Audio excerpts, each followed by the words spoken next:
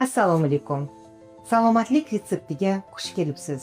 Bugungi mehmonimiz jonkuyar shifokor, gastroenterolog, oshqozoni nafaqat yuqoridan, balki ichidan ham ko'ra oladigan gastrofibroskopist Shuhrat Abdusattorovich. Xush kelibsiz ko'rsatuvimizga. Rahmat. Shuhratjon, bilasiz, oshqozon ichi kasalliklarini turli variantlari bor, lekin asosiy belgilari, simptomlari oddiy, o'zi to'g'risida ma'lumoti yo'q inson mani oshqozonim og'riyotgan ekan degan savolga javob berish uchun qanday belgilarga ahamiyat berish kerak?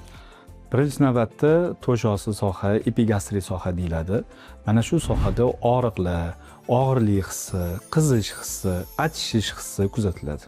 Jig'ildon qaynashi mumkin, kekirishi mumkin, og'izda achchiq, nordon, taxir mazali kelishi mumkin va og'iz hillanishi ham mumkin.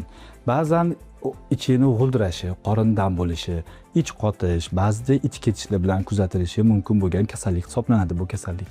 Xo'sh, bu mana og'riq dedingiz.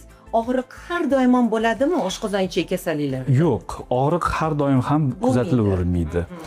Masalan, og'riq kuzatilgan taqdirda ham epigastrik sohasi og'riyotgan bemorlarni aynan oshqozoni og'riyapti degan tushuncha yo'q. Boshqa kasallik natijasida, masalan, o't yo'llarida toshlar tiqilib qolishi oqibatida, oshqozon osti bezini yallig'lanishi, pankreatitlar oqibatida, ba'zida appenditsit ham birinchi kunlari ko'hir-valkoviy simptomi deydi, oshqozon og'ritib ko'ngil aynitadi. Keyingi kunlaridan esa u yonbosh sohaga og'riq pastga tushadi. Ba'zida esa nerv shamollashi natijasida bo'lishi ham mumkin. Biz buni adashtirmasligimiz kerak.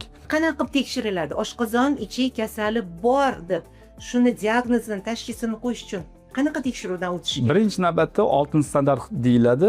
Ezofagogastroduodenoskopiya, EGDFS deymiz. Buni xalq tilida zond deyiladi. Zond yutiladi. Qizil o'ngach, oshqozon, 12 barmoqcha, shilliq qavati qay holatda ekanligi, qanday darajada yallig'langanligi, yara bormi, chaqa bormi yoki onkologik kasalliklar bor yoki yo'qligi bu yerda aniqlanadi. Hamda kerak bo'lsa, oshqozonni shirasini olib turib, uni tekshiriladi. Helicobacter pylori bormi, oshqozonni pH muhiti qay holatda turibdi, kislotali muhit bo'lishi kerak o'zi. Kislotali muhiti turibdimi yoki o'zgarganmi, hazm fermentlari qay darajada ishlayotganligi shunga qarab turib baho bersak bo'ladi. Bemorlar menga murojaat qilib kelishadi.